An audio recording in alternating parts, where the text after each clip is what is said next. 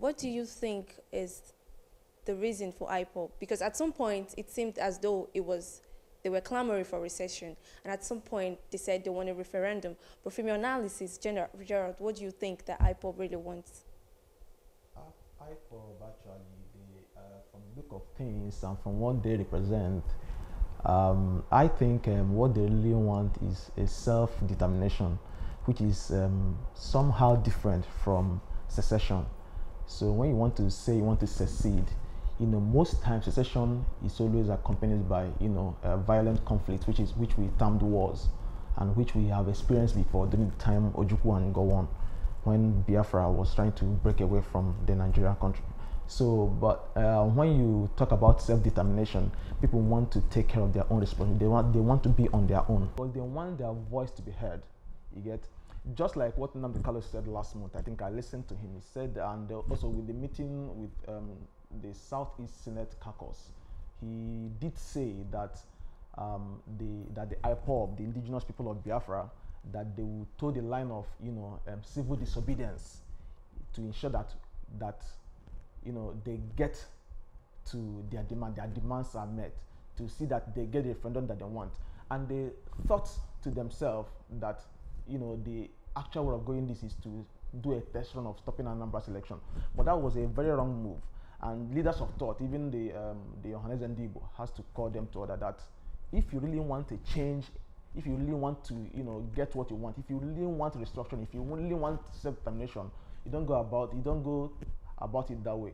What you have to do is that get your candidates, put them online and get them voted in, so that they'll be the ones to speak, lobby the senators, so that they'll be able to, because even in the current Nigerian constitution does not give room for referendum. I feel that what IPOB should have done is to ensure that they lobby the senators from the south, from the southeast, and even middle belt and even southwest, to see that their demand. He's in charge of the constitution review. Yes, I mean, I know he's in charge, but he can't do anything because everything has to, you have to get, the responses of other persons. You have to, lobby them to buy into what the product you're selling. You have to lobby them. Imagine the issue of, the constitution proceedings that, went through the Senate. The issue of, devolution of power, was turned down because some of our senators, I feel that maybe they have not gotten the appropriate information of what devolution of power means, and that was why they turned it down. But some other bills scaled through. So what IPOB should be doing, and even other agitating groups should be doing, is to lobby senators, make them to understand why they should approve referendum in our constitution. But I'm sorry to announce to you that the Constitution Review Committee, they have scaled through I think first and second reading, but such was not given attention to referendum. What's your analysis of IPOB and Nnamdi Kanu so far? And right now he's missing. We don't know where he is. Do you think he just backed out of this whole battle?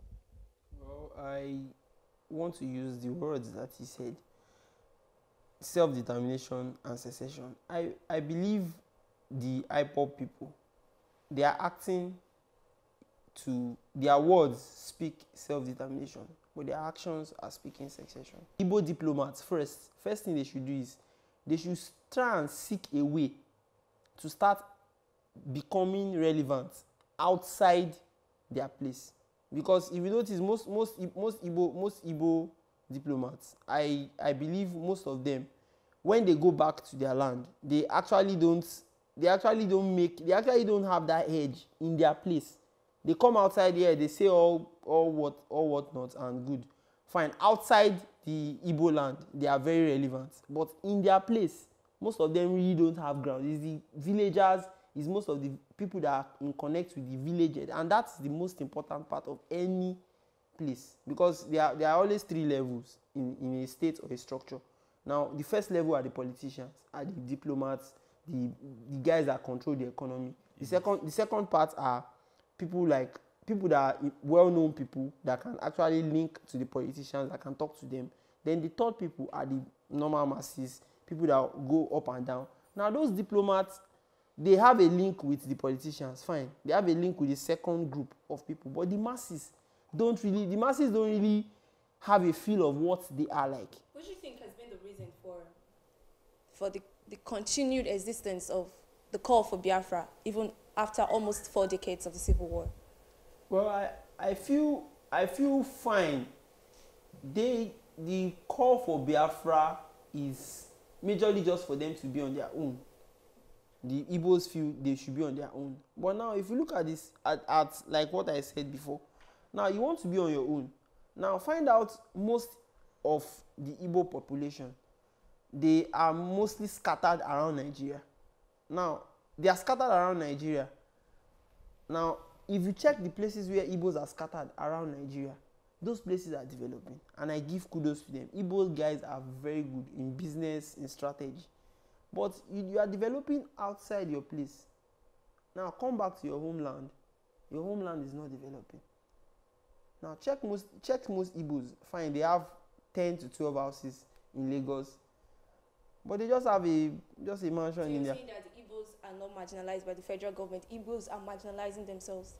They are indirectly marginalizing themselves without knowing. So in a case where, okay, now we say, let's say there is a situation that happens now that they say, okay, they want to secede from Nigeria. Now almost all their wealth are not even in their place. Now it gets back to the situation that happened right 4 decades ago, which they have refused to remember. Now, if you notice, 4 decades ago, the same process happened 4 decades ago, where Igbos came to Lagos, they established in Lagos. They were establishing in Lagos then. They came to Benin. They came to places like Kano. They were establishing businesses. Now, you are establishing businesses outside your place, but the capital just stays outside your place. It doesn't go to your place. How do you get self-determination with that? Gerald, what are your reactions to the federal government and the courts eventually saying that IPOB is a terrorist organization? Okay, thank you very much. I feel that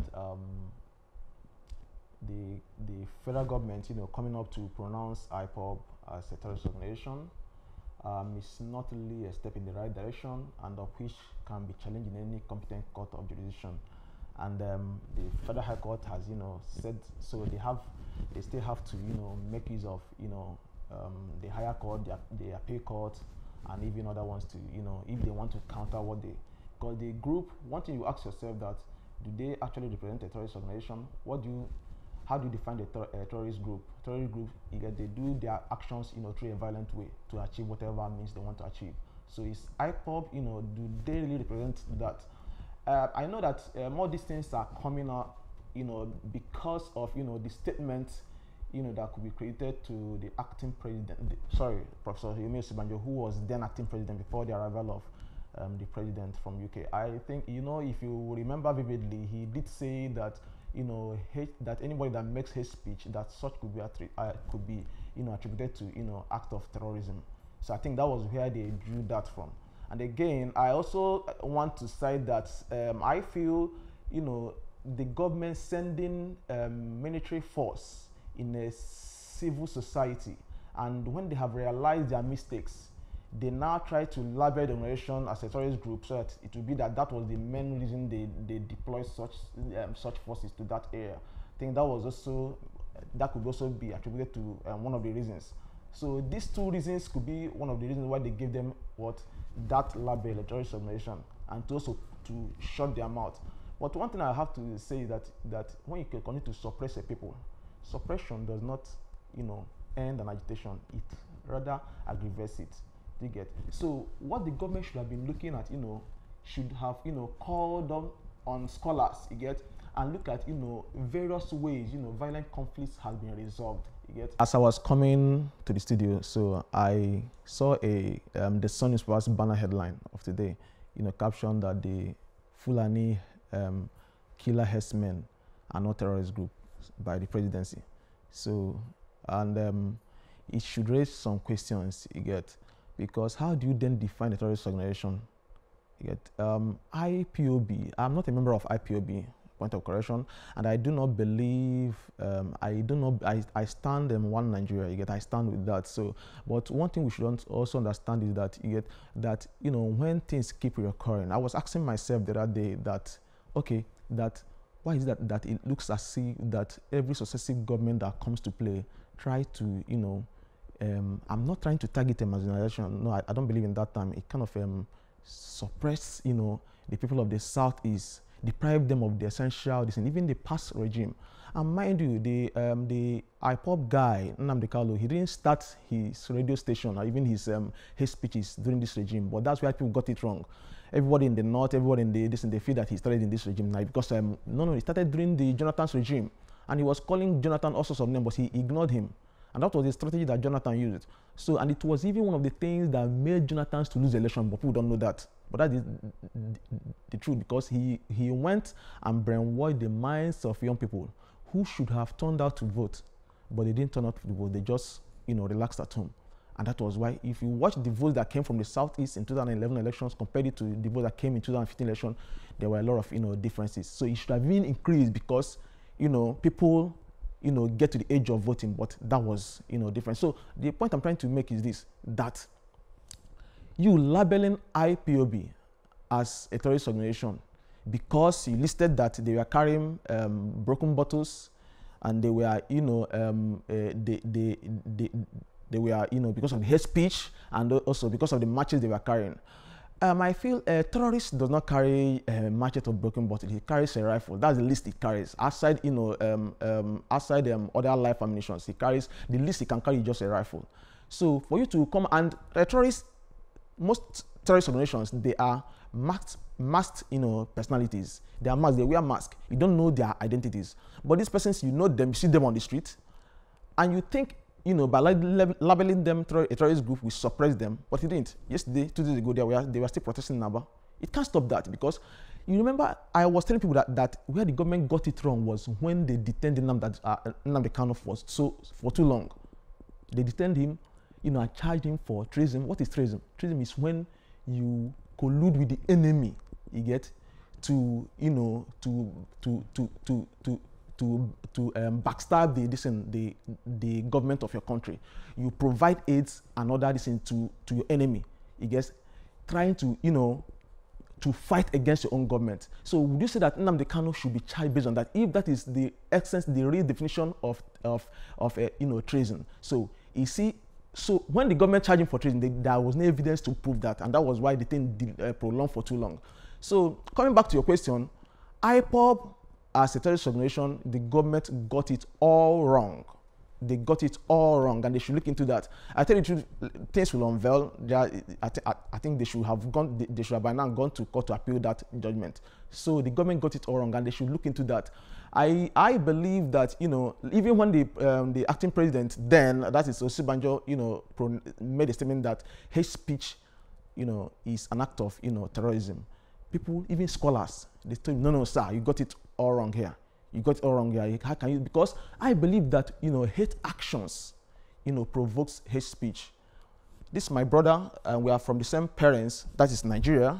And my parents, they're going to give him money more than myself. They'll give him 20,000 naira, and when I come home, they'll give me 5,000 naira.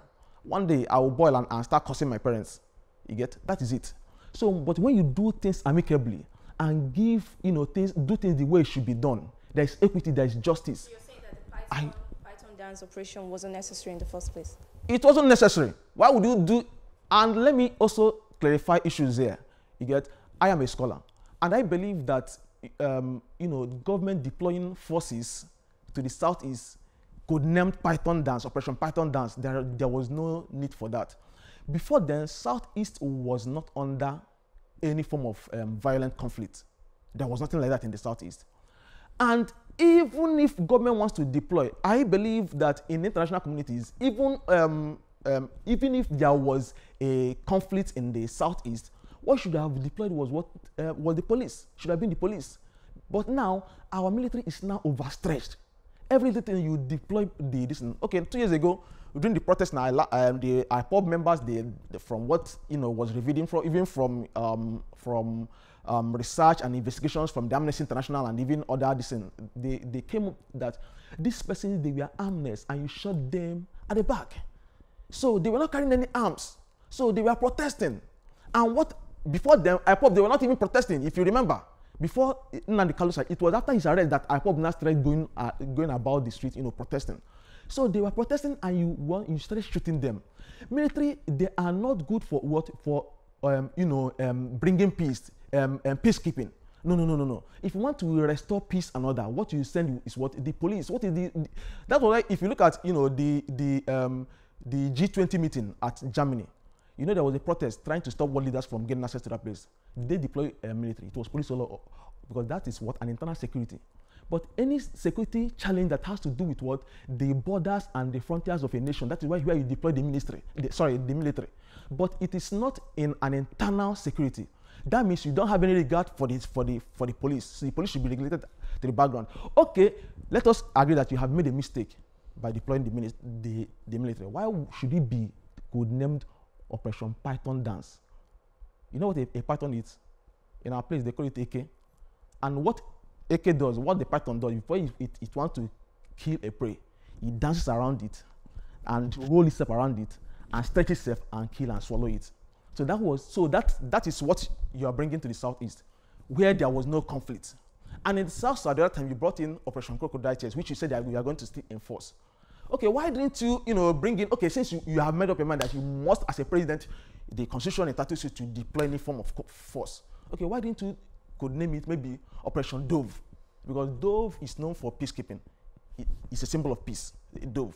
Okay, why not? Why didn't you deploy the military and name them Operation Dove or something that could sound unity? And not Python Dance. Python Dance means, okay, you are out for violence, you are out to kill and swallow your fellow citizens. So that is where the government got it wrong. So it was wrong for the government to deploy military forces, in such regard. So people are, comparing to, Boko Haram and so. IPOB members, I must tell you, because I am from the southeast. I grew up, where this tension is growing, but I'm from Imo State. My parents are also in currently, and I have my friends there, and they have told me the state of things going on there, and it's horrible. And you tell me that these persons, they were all peaceful before the military arrived. Military, what stopped them from giving prior information to the South-Easterners? Okay, that we don't mean evil, don't misunderstand this Python Dance of a thing. But my problem is that why must you even name it Python Dance? So that's it. Sir, do you think that this administration is deliberately trying to stifle free speech and dissent in the Nigerian society? Yeah, well, from the bill that was first passed on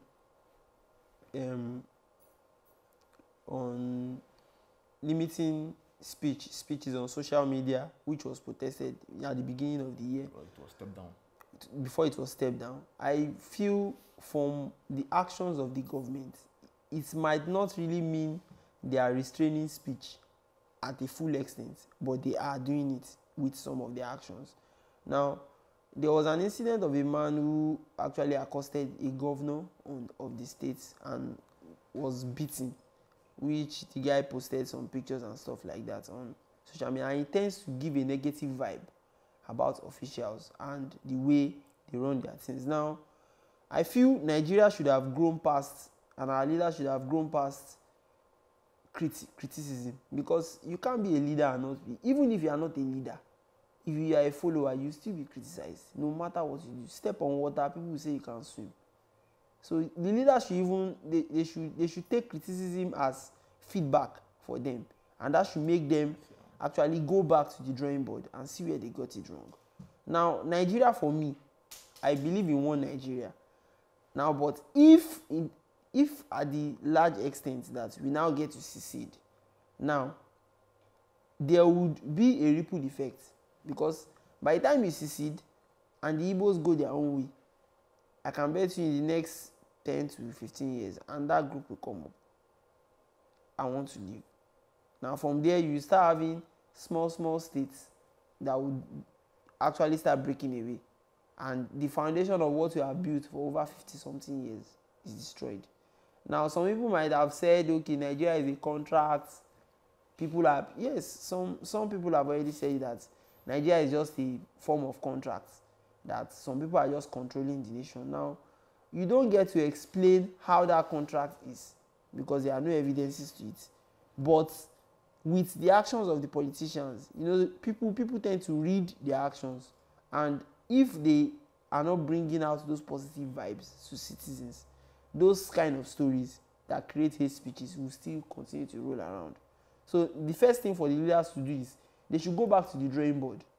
Now, they should look at the marginalized sections of Nigeria. It's not only the Igbos that are marginalized. Other states, even inside the Igbo community, there are some other communities in the Igbo community that, if they succeed, will still be marginalized. No, that is left for them. Every ethnic group has that. That will still be marginalized. So the government needs to just look at that, then try to create that structuring again. And there have been information about and talks about restructuring. Now the government needs to look at, because Nigeria cannot just be imbalanced with funding, some states having more funds than others, some states generating more internal revenue than others. Now the spread of industry, number one, is what they should look for. Now, you know, like I said, Igbos go outside their country, I mean their state. They go to Lagos, they go to Benin, they go to Edo State, they come to as far as Kano and still make business, and they make business happen there, wherever they are. Now, the government needs to look at, why can't they make structures for Igbos to be in their place and develop their place? If their place is developed, they don't need to go outside, and the capital still runs back to Nigeria, which is for the benefit of them, of the people. You get? So the government needs to just look at that. Then the Hausas also, the Hausas too are very industrious people. Gerald, in the course of this IPOB Nigerian military attack/clash, there were two videos that were, you know, that went viral to social media. There was one where the Nigerian army brutally attacked IPOB members and asked them to drink and bathe in water.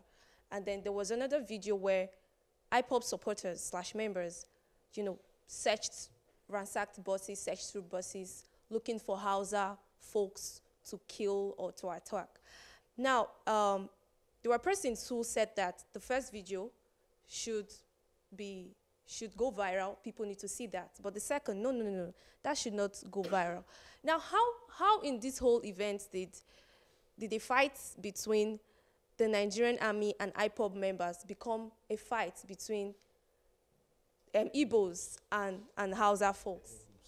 Okay, actually, you know that there's one thing about the Nigerian state which is very, very interesting. Anything that happens within the Nigerian state, whether it affects, whether it is it started as a religious fight or whatever, it will definitely bounce back, you know, to ethnic, you know, conflicts.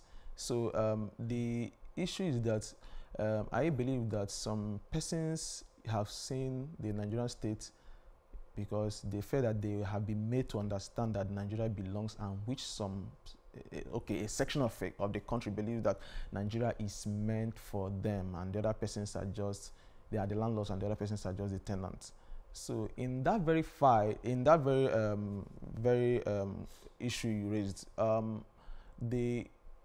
I wasn't expecting, I believe that, you know, that was where, because if there were no attack on IPOB members, I do not think that they would have, you know, started, you know, that very violent conflict against the Hausans, you get, and to the extent that they started searching for areas to, and that there were also reprisal attacks in Jos and Kaduna. And you know that whatever that happens in the north, in the east, most times, you know, you definitely get a reprisal attack, you know, from the north. But that is where they got it all wrong, you get, because I believe that was why I continue to call on them that if you want to get a referendum, if you want to get anything from the government, you don't follow it with violence. It's not a violent stuff, you follow issues with dialogue.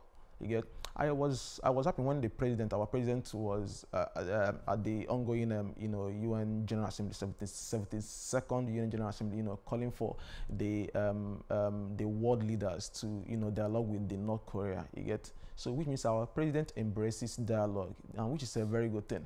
And I do not think that IPOB, you know, seeing what has happened, you can't have, you know, two countries in one country. It is, and I think no leader will even tolerate that. You get, but I think also that the government should have approached the issue, you know, diplomatically instead of, you know, using such. I watched the video. The video was really scary. You get, how can a military, you know, whom you said that you were sent to protect the people, the Python stuff, that was the essence of you being in the Southeast, that was peaceful. You asked your fellow citizens. I have not seen it even in foreign countries. You get, they help in rescue effort, but here our military, they are no-go area. You don't. In foreign countries, I've seen so many videos, even this, where they help the citizens, they pamper the citizens, you get, because this is our own, unless it's an external stuff. But here, our military, they don't send. So that video was really scary. You know, flogging them. After flogging them, you ask them to lie on mud water, and you marched on their heads, and they drowned. They suffocated in the mud water. So that was very, very scary. You get, that could, you know. That means what you are telling these guys is that these guys that have, you know, told the line of, you know, peaceful, you know, line that they should, you know, take to arms, which we don't pray for.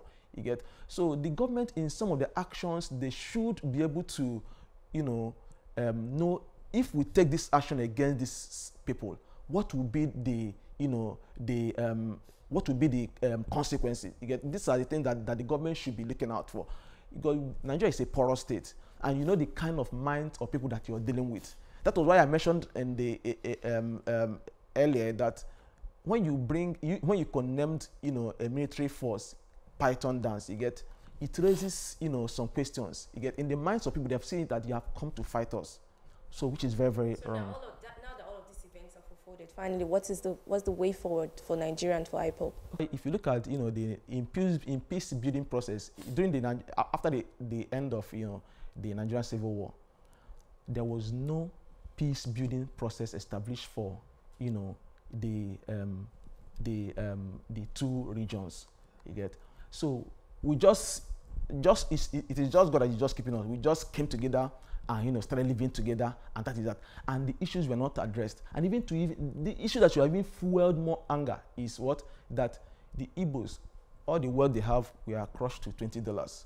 Such could have fueled more anger. You get. So all these things. So there were no peace building processes that the government instituted. Though they said restructuring, rehabilitation, and all those reintegration. You get.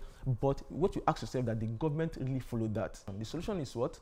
That go back to that, to address the cause of such grievances. By so all these issues will be addressed. So sir, let's get your final word. The Igbo leaders should come together with the 3 levels of society in their place to sit down and talk about how they can actually make a way for them, either to meet the government and follow a peaceful process of self-determination, or they should quell the protest of the IPOB. People should follow that path, because the monies they are making in Lagos are actually being used to develop Lagos alone. They should take part of that money. Now, it's not that they should exclude taxes and stuff. They should still follow the due process of Nigeria where they are, because the Igbo land is not outside Nigeria yet. Now, they should focus on the place where they are doing business and still focus on their own homeland.